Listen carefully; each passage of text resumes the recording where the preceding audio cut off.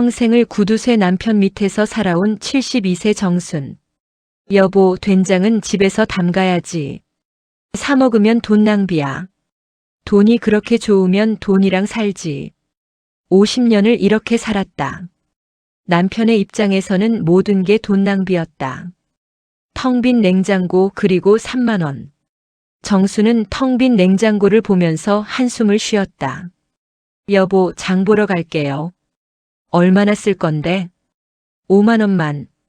3만 원이면 충분해. 요즘 채소값도 떨어졌다고 하던데. 3만 원으로 일주일치 장을 본다. 70이 넘어서도 다른 할머니들은 사고 싶은 걸 산다. 정수는 딸기를 사는 할머니들을 바라보며 저 사람들은 3만 원으로 일주일장을 보지 않는다. 저들은 사고 싶은 걸 산다. 먹고 싶은 걸 먹는다. 문득 가슴이 답답해졌다. 이게 맞나? 평생 이렇게 사는 게 정말 맞는 걸까? 하루의 쉼 카페 그녀가 꿈꾸는 살. 유리창 너머 할머니들이 커피 마시며 웃는 모습을 바라보았다. 나도 저렇게 살고 싶다. 하지만 커피 한 잔 5천 원. 남편이 알면 기절초풍할 일이었다. 50년째 똑같은 저녁. 잘 먹었어. 요즘 주식이 떨어져서 걱정이야. 주식이요? 우리가 주식을 해요? 아, 그게. 조금 있어. 됐어. 당신은 신경 쓸 거 없어. 돈 이야기는 남편의 영역. 아내는 그저 주어진 생활비로 꾸려나가는 게 전부이다. 하지만 며칠 뒤 그녀의 인생이 완전히 뒤집힌다. 천장을 바라보며 내일도 똑같은 하루겠지. 하지만 나는 몰랐다. 며칠 뒤 내 인생이 완전히 바뀔 거라는 걸.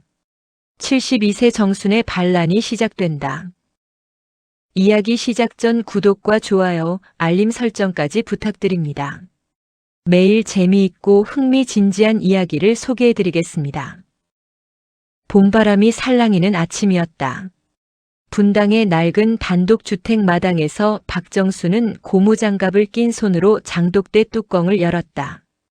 70이 넘은 나이에도 허리는 꼿꼿했지만 그녀의 얼굴엔 세월의 무게가 깊게 새겨져 있었다.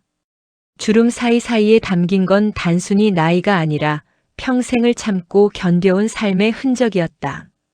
여보, 된장은 집에서 담가야지. 사 먹으면 돈 낭비야. 뒤에서 들려오는 남편 오만석의 목소리에 정순의 손이 잠시 멈췄다. 75의 만석은 은퇴한 은행원답게 여전히 정장 바지에 와이셔츠 차림이었다. 비록 낡아서 소매가 해졌지만 그는 새 옷을 사는 걸 극도로 꺼렸다. 네, 알아요. 정순의 대답은 기계적이었다. 50년 가까이 들어온 말이었다. 된장도 고추장도 심지어 김치도 사 먹으면 안 된다는 말. 외식은 물론이고 택시도 새 옷도 여행도 모두 돈 낭비였다.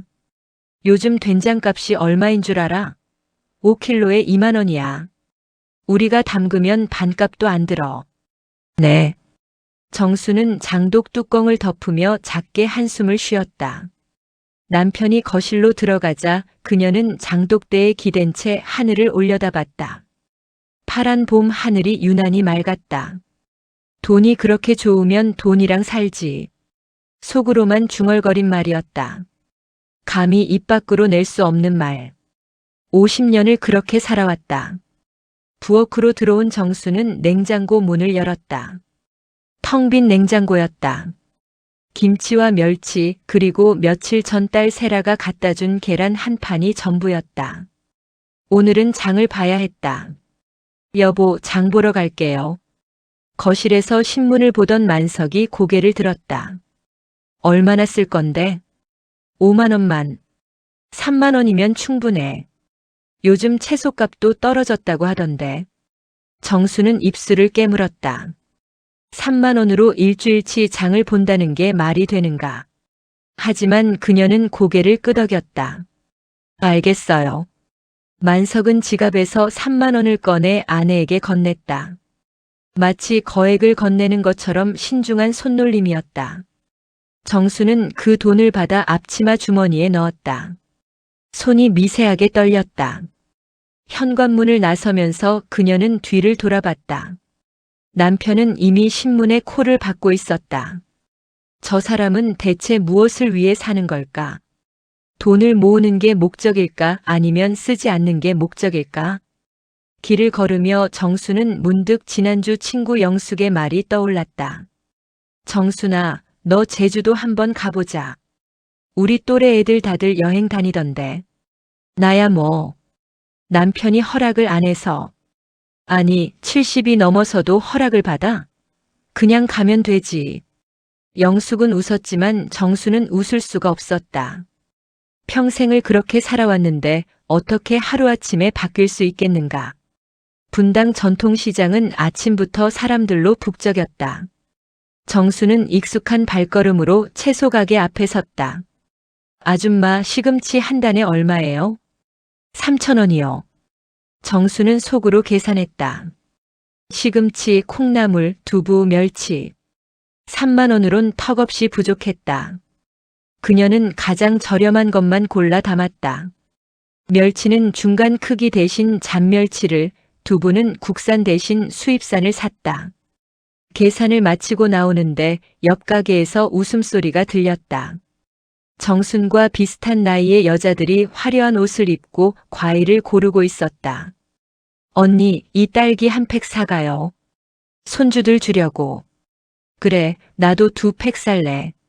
정수는 그들을 물끄러미 바라봤다. 저 사람들은 3만 원으로 일주일장을 보지 않는다.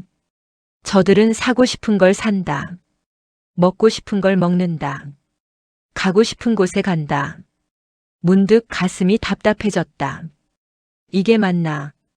평생 이렇게 사는 게 정말 맞는 걸까? 집으로 돌아오는 길 정수는 새로 생긴 카페 앞을 지나쳤다. 하루의 쉼이라는 간판이 따뜻한 느낌을 주었다. 유리창 너머로 보이는 할머니들이 커피를 마시며 웃고 있었다. 정수는 발걸음을 멈추고 한참을 바라봤다. 나도 저렇게 살고 싶다. 하지만 그녀는 곧 고개를 저었다. 커피 한 잔에 5,000원. 남편이 알면 기절초풍할 일이었다.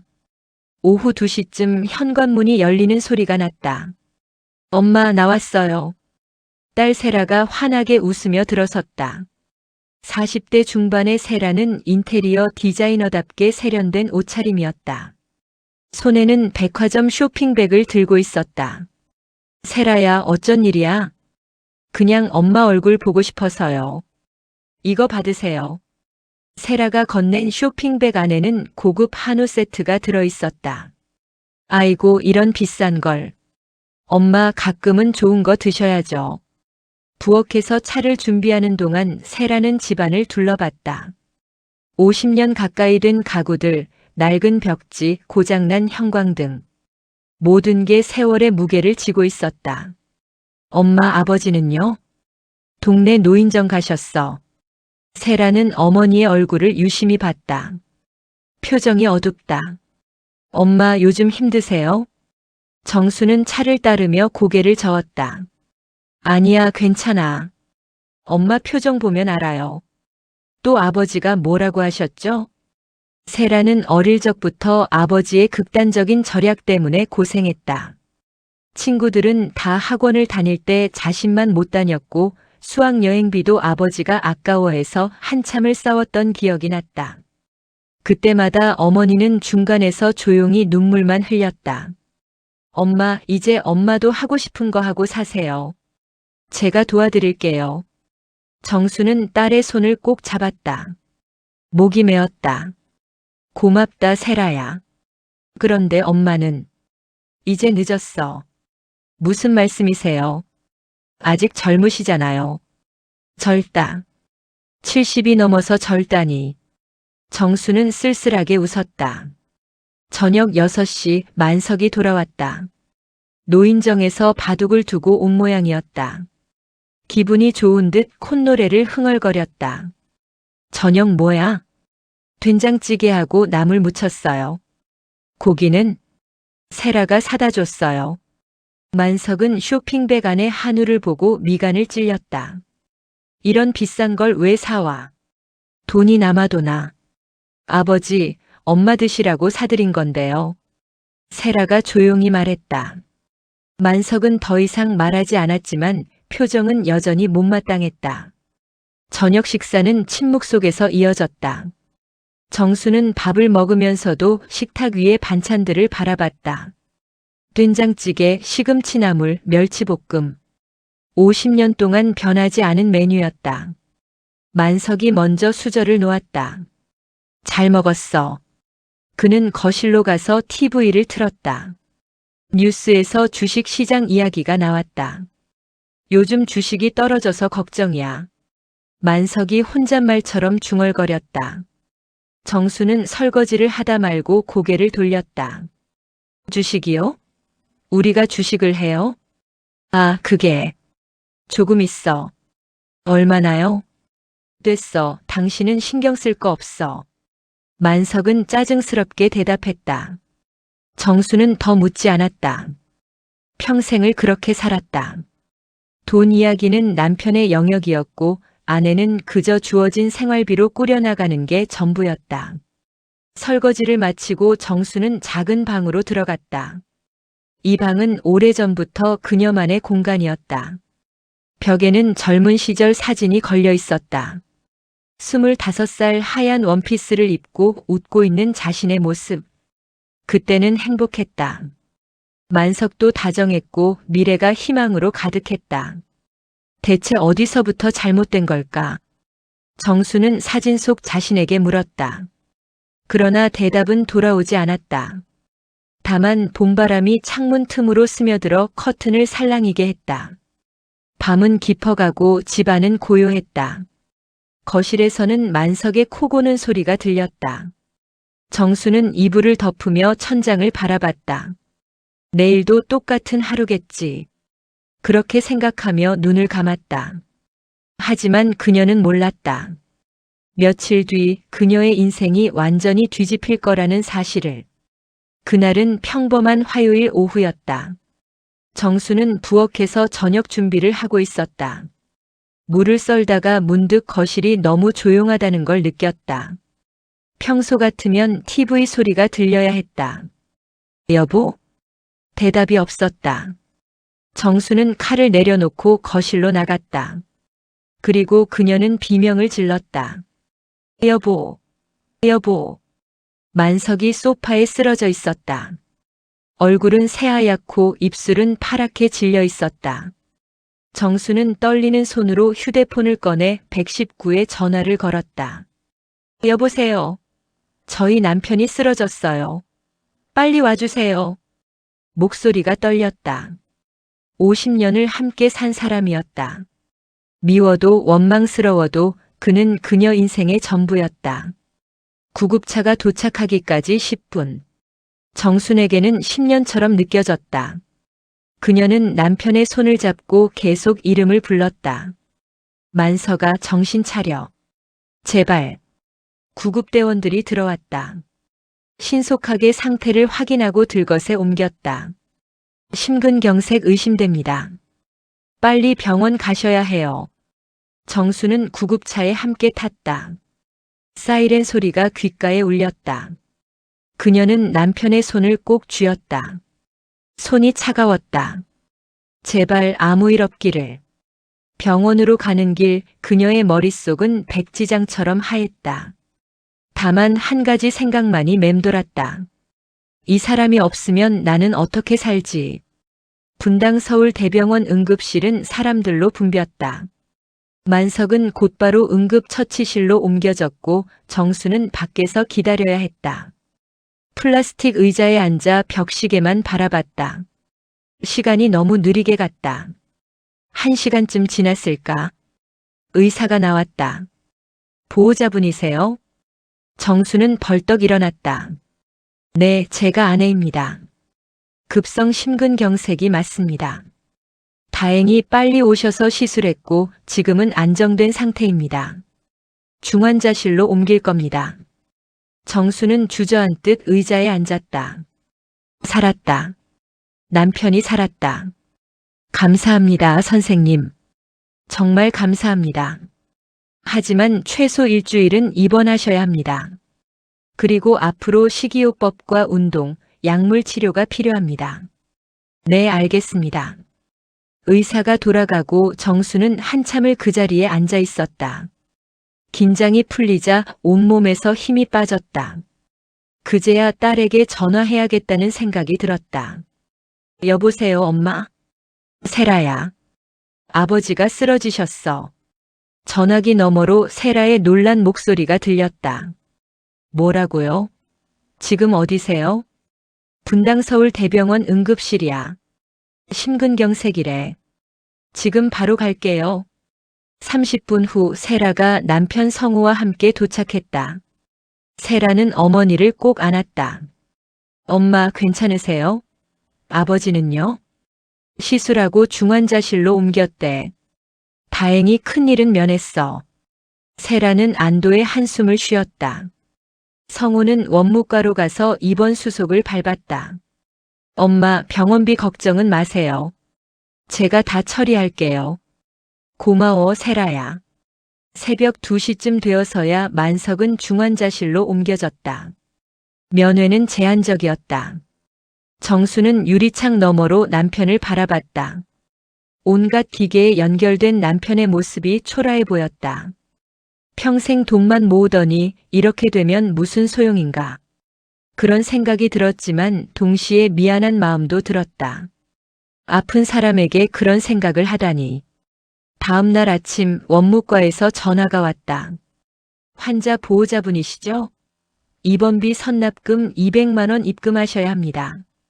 200만 원. 정수는 당황했다.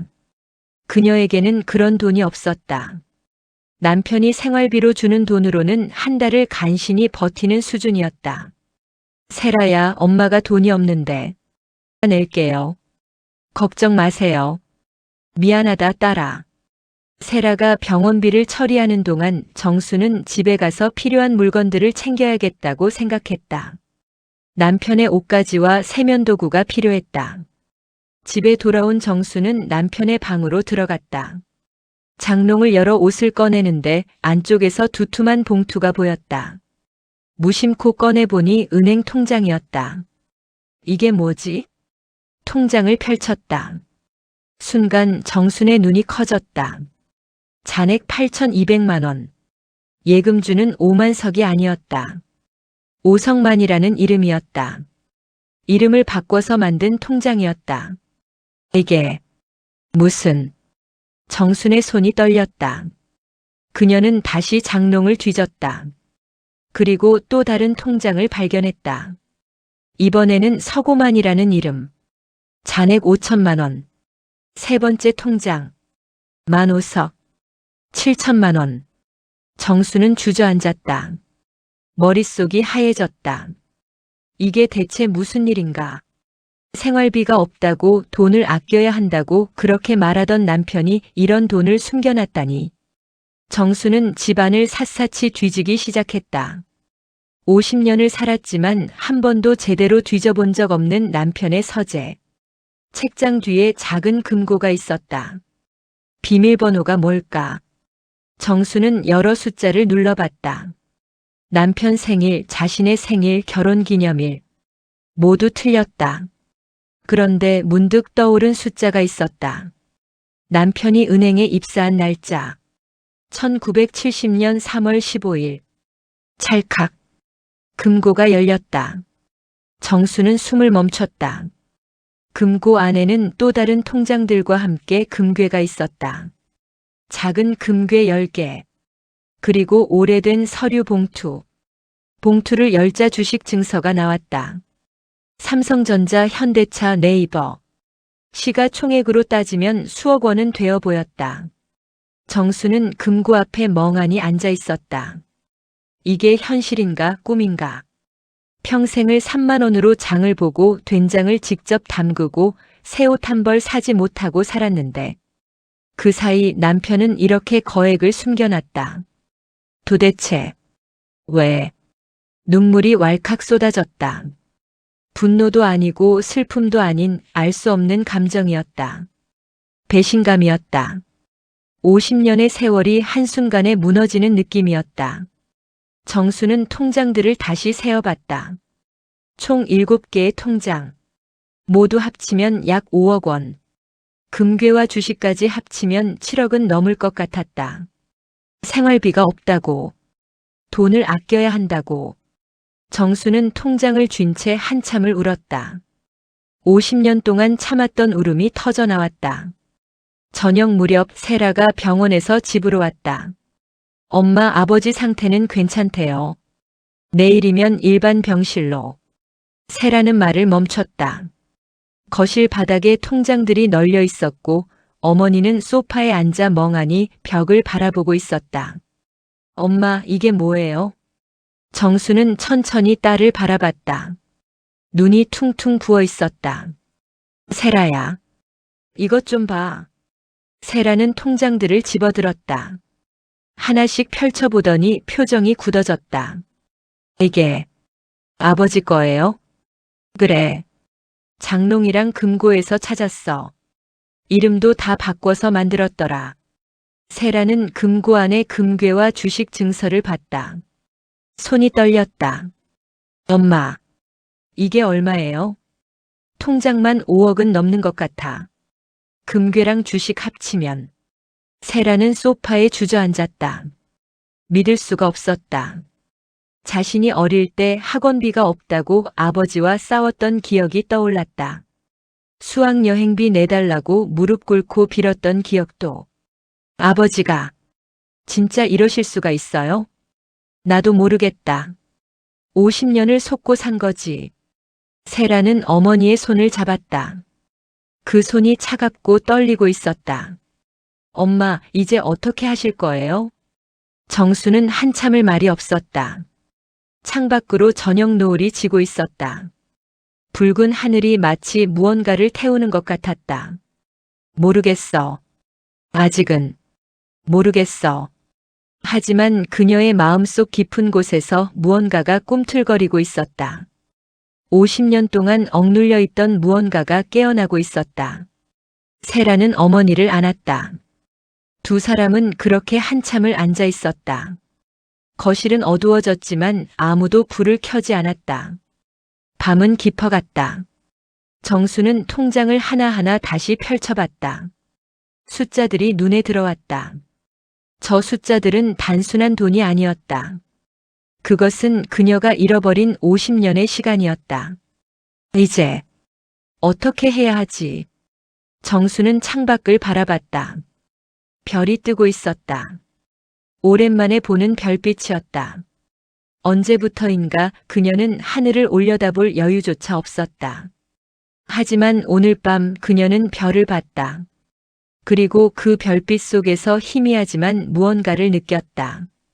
분노인지 해방인지 아직은 알 수 없었다. 다만 한 가지는 확실했다. 이제 그녀의 인생이 바뀌기 시작했다는 것. 만석이 일반 병실로 옮긴 지 사흘째 되던 날 정수는 병실 의자에 앉아 남편을 바라봤다. 산소 호흡기를 떼고 나자 만석은 조금씩 기력을 회복하고 있었다. 하지만 말은 여전히 어눌했고 움직임도 느렸다. 물 좀. 정수는 일어나 물컵을 들어 남편의 입에 대줬다. 50년을 함께 산 사람이었다. 미워도 이렇게 아픈 모습을 보면 측은한 마음이 들었다. 천천히 드세요. 만석은 몇 모금 마시고는 고개를 돌렸다. 정수는 다시 의자에 앉았다. 그녀의 가방 안에는 은행 통장 한 권이 들어있었다. 오성만 명의의 통장. 어젯밤 세라와 긴 대화 끝에 내린 결정이었다. 엄마, 이건 엄마 거예요. 아버지가 숨긴 거지만 그 돈은 엄마의 희생으로 모은 거잖아요. 하지만 엄마 평생 참고 사셨잖아요. 이제는 엄마가 하고 싶은 거 하세요. 제가 도와드릴게요. 세라의 말이 계속 머릿속을 맴돌았다. 정수는 가방 안의 통장을 만졌다. 손이 떨렸다. 이게 정말 옳은 일일까? 창밖으로 봄볕이 쏟아졌다. 병실은 따뜻했지만 정순의 마음은 복잡했다. 분노와 죄책감 그리고 묘한 해방감이 뒤섞여 있었다. 평생을 이 사람 뒷바라지만 하고 살았어. 이제는 내 인생도 살아야 하지 않을까? 정수는 천천히 일어났다. 남편은 잠들어 있었다.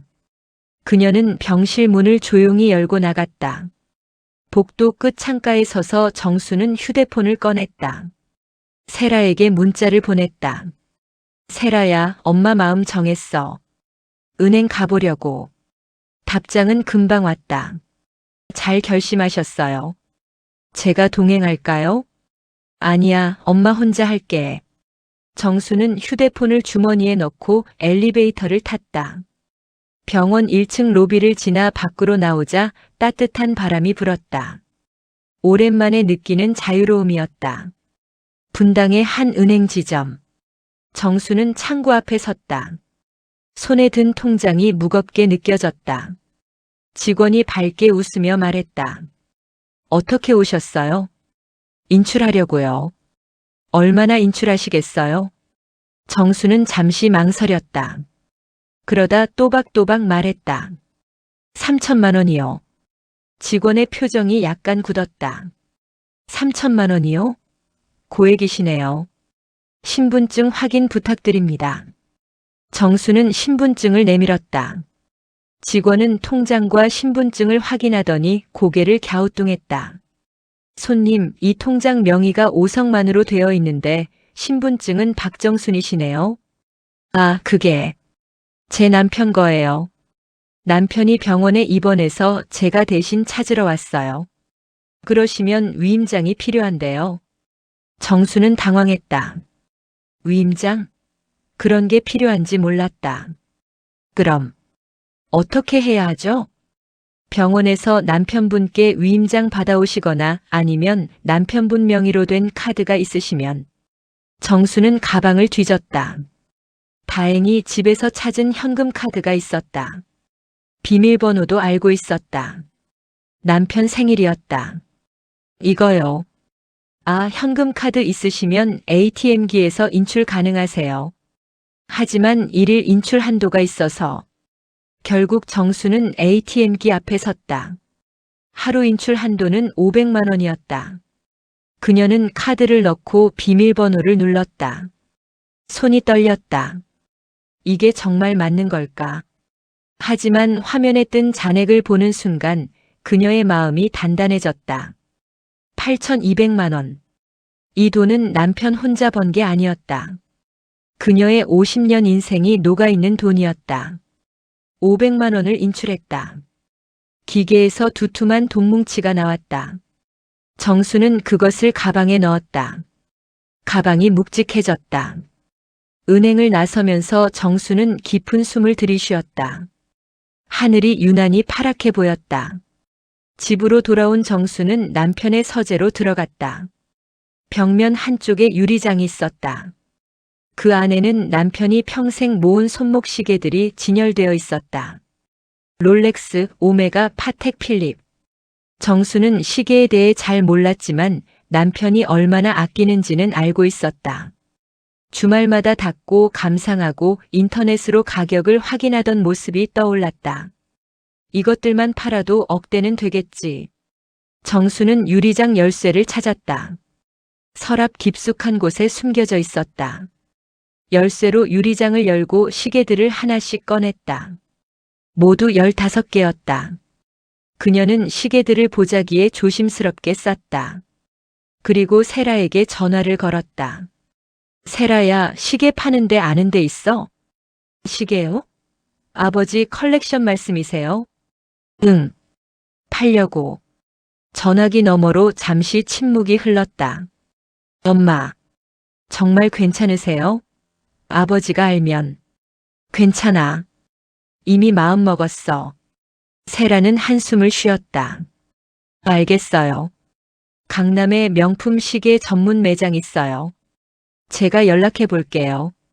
이틀 후 정순과 세라는 강남의 한 시계 매장을 찾았다. 중년의 사장이 시계들을 하나하나 검수했다. 와, 이거 파텍 필립 노틸러스잖아요.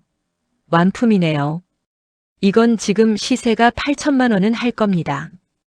정수는 놀라 눈이 커졌다. 8천만 원이요? 네. 요즘 이 모델 구하기 힘들거든요. 나머지 것들도 상태가 아주 좋네요. 전부 다 하면 2억 정도 드릴 수 있습니다. 에이. 정수는 다리에 힘이 풀렸다. 세라가 어머니를 부축했다. 엄마 괜찮으세요? 이게 이렇게 비싼 거였어? 평생을 3만 원으로 장을 보고 살았는데 저 시계 하나가 8천만 원이라니. 정수는 현기증이 났다. 사장이 물었다. 어떻게 하시겠어요? 저희가 좋은 가격 드리는 거예요. 정수는 세라를 바라봤다. 딸이 고개를 끄덕였다. 팔겠습니다. 좋습니다. 계좌 알려주시면 바로 입금해 드릴게요. 2억이라는 거금이 통장에 들어왔다. 정수는 통장 잔액을 보며 한참을 멍하니 앉아 있었다. 이제 그녀 명의의 통장에는 2억 500만 원이 있었다. 엄마, 이제 뭐 하고 싶으세요? 세라가 물었다. 정수는 창밖을 바라봤다. 며칠 전 지나쳤던 카페가 떠올랐다. 하루의 쉼이라는 간판. 할머니들이 커피를 마시며 웃던 모습. 나도 저런 거 하고 싶어. 카페요? 응. 작은 거. 동네 할머니들이 편하게 올 수 있는 그런 곳.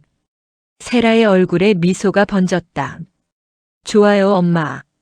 제가 인테리어 해드릴게요. 그날부터 정순과 세라는 매물을 알아보기 시작했다. 분당의 한 조용한 골목, 작은 상가 건물 1층에 적당한 공간이 있었다. 보증금 5천만 원에 월세 200만 원. 이 정도면 괜찮을 것 같은데요. 세라가 말했다. 정수는 빈 공간을 둘러봤다. 햇빛이 잘 들어오고 조용했다. 마음에 들었다. 여기로 할게. 계약은 일사천리로 진행됐다. 정수는 생애 처음으로 자신 명의로 된 임대차 계약서에 도장을 찍었다. 손이 떨렸지만 이번에는 두려움이 아니라 설렘 때문이었다. 인테리어 공사가 시작됐다. 세라는 따뜻하고 아늑한 분위기로 공간을 꾸몄다. 나무 테이블과 의자, 벽면에는 정순이 좋아하는 꽃 사진들을 걸었다. 엄마, 카페 이름은 뭐로 할까요? 정수는 잠시 생각하더니 말했다. 정순이네는 어때? 정순이네. 좋은데요? 소박하고 정감 있어요. 간판도 만들고 커피 머신도 들여놓고 테이블도 배치했다. 한 달이 채 안 되어 카페의 모습이 갖춰졌다. 정수는 빈 카페에 서서 주위를 둘러봤다. 이 모든 게 꿈만 같았다. 70이 넘은 나이에 자신의 가게를 갖게 되다니. 엄마 행복하세요? 세라가 물었다. 정수는 고개를 끄덕였다. 눈가에 눈물이 맺혔다. 응. 엄마 평생 이렇게 행복한 적 없었어. 하지만 밤이 되면 정순의 마음은 불안했다. 병원에 입원한 남편 생각이 났다. 곧 퇴원할 텐데 그가 알게 되면 어떻게 될까? 세라는 그런 어머니를 위로했다. 엄마, 아버지한테 잘못한 거 없어요. 엄마 인생 사는 거예요. 그래도 50년을 함께 산 사람인데 엄마가 50년 동안 희생하신 거요. 이제는 엄마 차례예요. 친구 영숙도 찾아왔다. 카페를 보고는 감탄했다. 정순아, 대단하다. 내가 이렇게 용기 있는 사람인 줄 몰랐어. 용기라기보다는 그냥 이제 더 이상 못 참겠더라고. 잘한 거야. 우리 나이에 뭘 못해? 아직 20년은 더 살 텐데. 영숙의 말에 정수는 조금 마음이 편해졌다. 그렇다. 아직 20년은 더 산다. 그 시간을 남편의 눈치만 보며 살 수는 없는 노릇이었다. 하지만 밤에 혼자 있을 때면 여전히 불안했다. 이게 정말 옳은 일일까? 혹시 너무 이기적인 건 아닐까? 정수는 침대에 누워 천장을 바라봤다.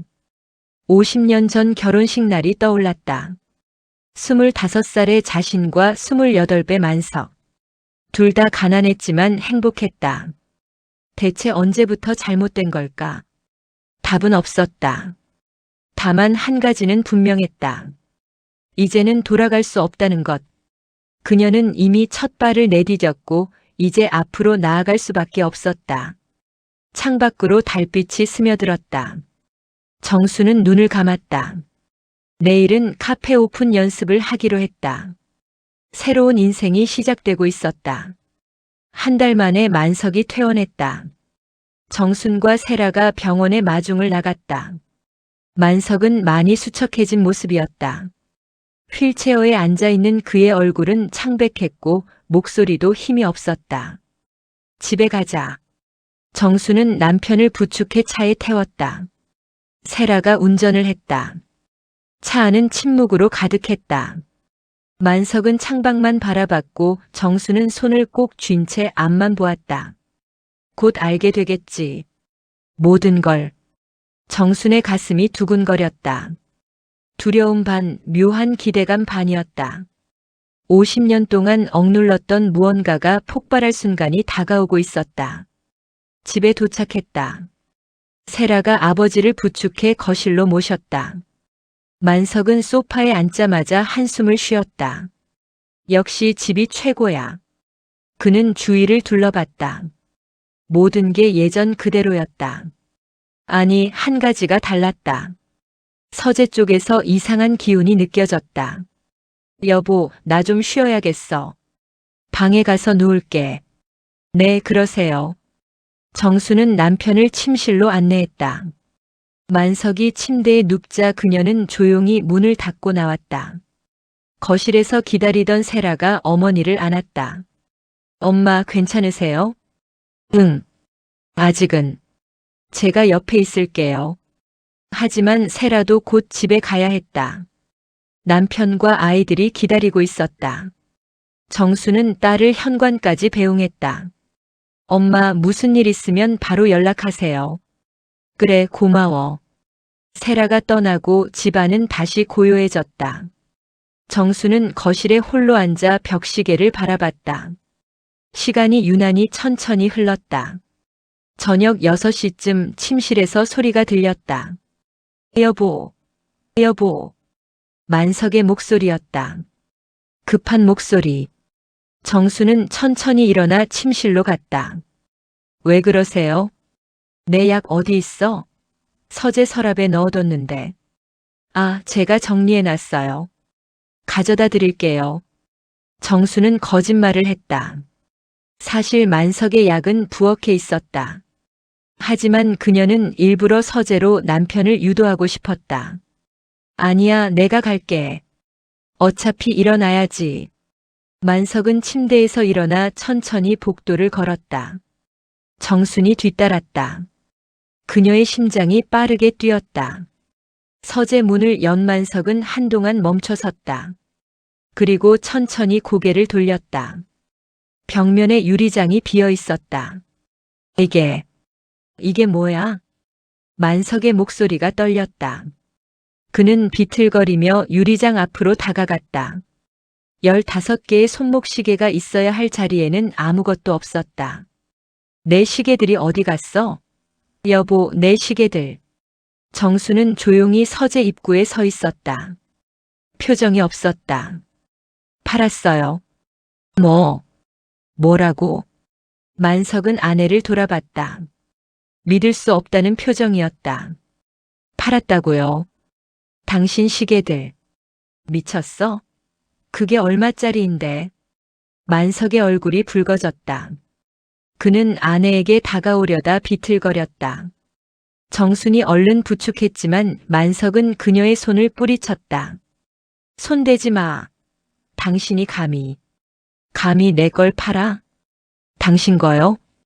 정순의 목소리는 차갑고 단호했다. 당신 거라고요? 그럼 이건 뭐죠?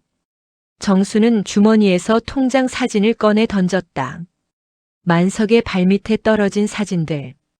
오석만, 서고만, 만오석. 온갖 이름으로 만든 통장들의 사진이었다. 만석은 바닥에 떨어진 사진들을 보고 얼어붙었다. 입술이 파르르 떨렸다. 그건 뭐예요? 설명해 보세요. 정순의 목소리에는 50년의 분노가 담겨 있었다.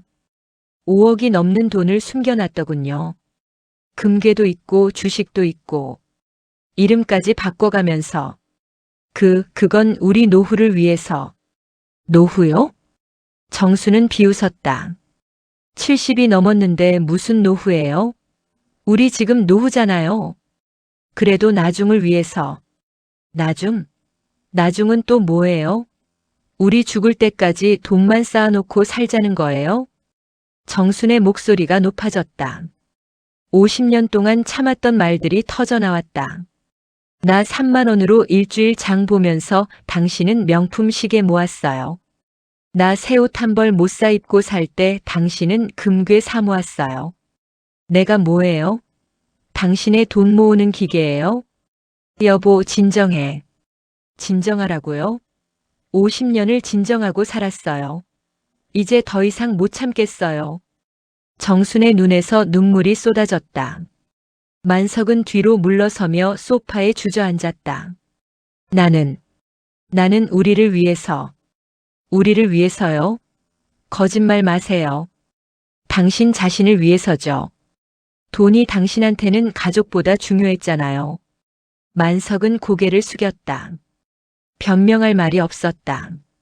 정순의 말이 모두 사실이었다. 세라 학원비 내달라고 했을 때 기억나요? 돈 없다고 하셨죠. 근데 그때도 통장에 돈이 있었던 거 아니에요? 만석은 대답하지 못했다. 세라 수학여행 갈 때도 내가 아플 때 병원 가자고 했을 때도 다 돈 없다고 하셨죠. 근데 사실은 있었던 거잖아요. 정순의 목소리가 떨렸다. 분노와 슬픔이 뒤섞인 목소리였다. 당신이 아끼던 그 시계들 2억에 팔았어요. 그 돈으로 내 가게 차렸어요. 가게? 만석이 고개를 들었다. 내 카페. 동네에 작은 카페 열었어요. 내 명의로. 내 이름으로. 평생 처음으로 내 가게 생겼어요. 만석은 한참을 아무 말도 하지 못했다. 그저 바닥만 바라봤다. 정수는 서재 문 앞에 서서 남편을 내려다봤다. 당신 이번 동안 많이 생각했어요. 나는 대체 뭘 위해 사는 건가? 당신 돈 모으는 거 도와주려고 태어난 건가? 여보, 50년이에요. 50년. 25에 시집 와서 지금까지. 내 인생이 뭐였어요? 장 보고 밥하고 설거지하고 빨래하고. 그게 다였어요. 정순의 목소리가 잠잠해졌다. 친구들은 여행도 다니고 취미 생활도 하고 손주들한테 용돈도 주고 그래요. 근데 나는요?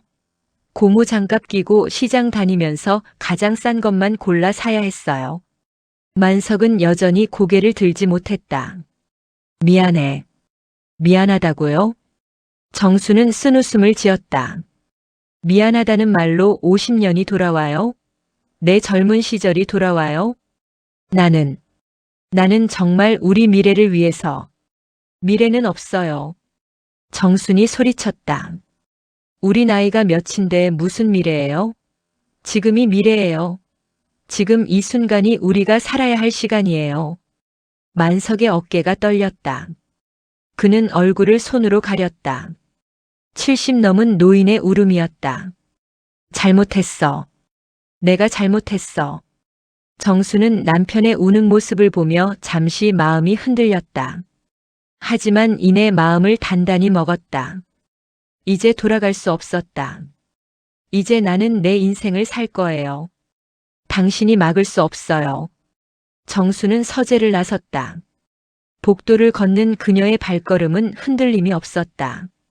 정수는 침실로 가서 간단한 짐을 챙겼다. 옷 몇 벌과 세면도구 그리고 통장. 그게 전부였다. 거실로 나오니 만석이 소파에 앉아 있었다. 멍한 표정으로 허공을 바라보고 있었다. 어디 가는 거야? 당분간 세란의 집에 있을게요. 카페도 준비해야 하고. 언제 돌아올 건데?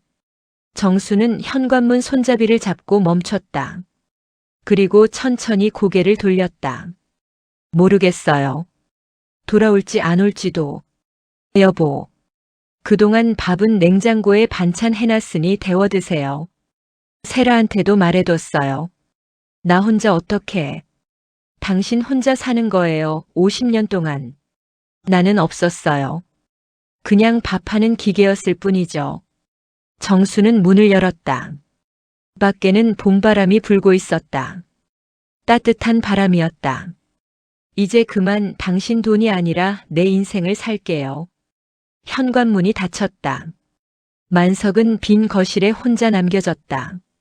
그는 한참을 그 자리에 앉아 있었다. 벽시계 소리만 똑딱똑딱 울렸다.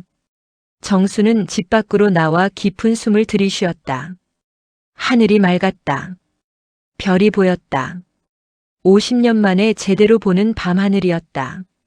그녀는 휴대폰을 꺼내 세라에게 전화를 걸었다. 세라야, 엄마야.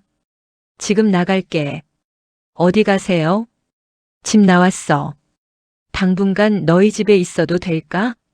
전화기 너머로 잠시 침묵이 흘렀다. 엄마. 당연하죠. 지금 바로 마중 나갈게요. 아니야, 택시 타고 갈게. 괜찮아. 정수는 전화를 끊고 길을 걸었다.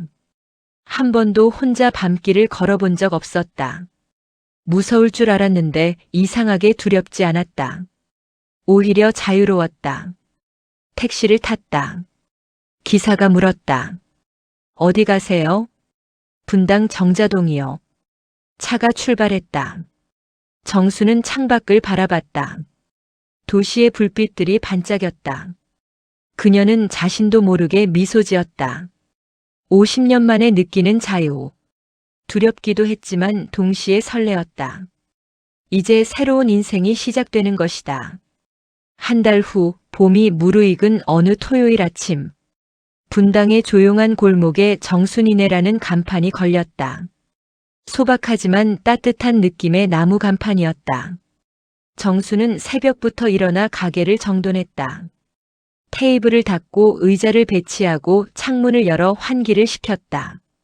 봄바람이 가게 안으로 들어왔다. 꽃향기가 났다. 엄마 떨리세요? 세라가 앞치마를 매며 물었다. 정수는 고개를 끄덕였다. 응. 이렇게 떨린 건 결혼식 날 이후 처음이야. 잘하실 거예요. 엄마는 할 수 있어요. 오전 10시 정식 오픈 시간이었다. 정수는 영업 중 팻말을 걸었다. 그리고 카운터 뒤에 섰다. 손이 떨렸지만 표정은 밝았다. 첫 손님은 친구 영숙이었다. 정순아, 축하해. 영숙이 환하게 웃으며 들어왔다. 뒤따라 정순의 오랜 친구들이 줄줄이 들어왔다. 모두 꽃다발을 들고 있었다. 정순아, 정말 대단해. 우리 나이에 이런 일을 시작하다니. 그러게. 나도 용기 얻었어. 나도 뭔가 해볼까봐.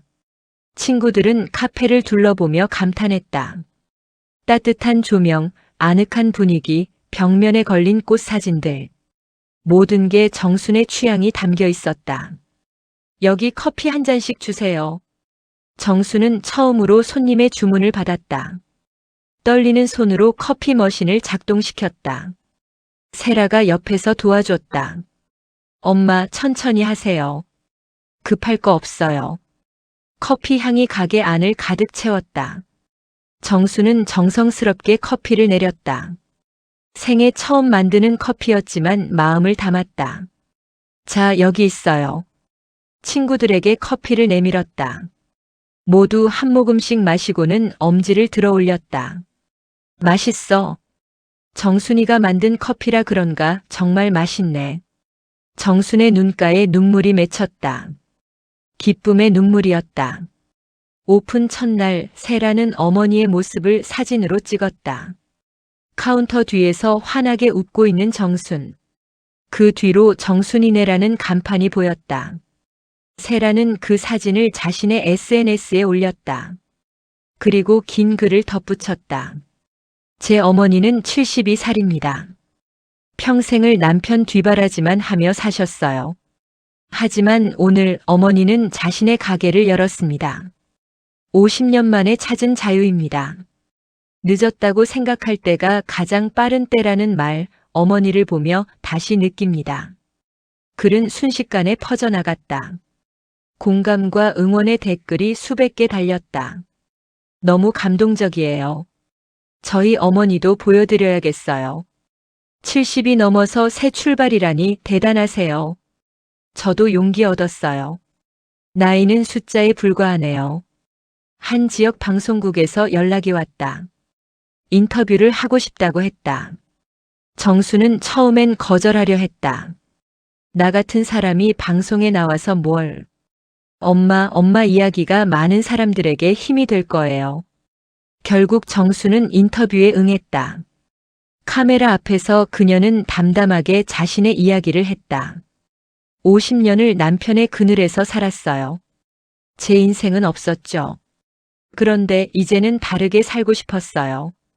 제 이름으로 통장도 만들고 제 가게도 만들고. 늦었지만 아직 늦지 않았다고 생각했어요. 인터뷰 영상은 온라인에서 화제가 됐다. 조회수가 100만을 넘었다.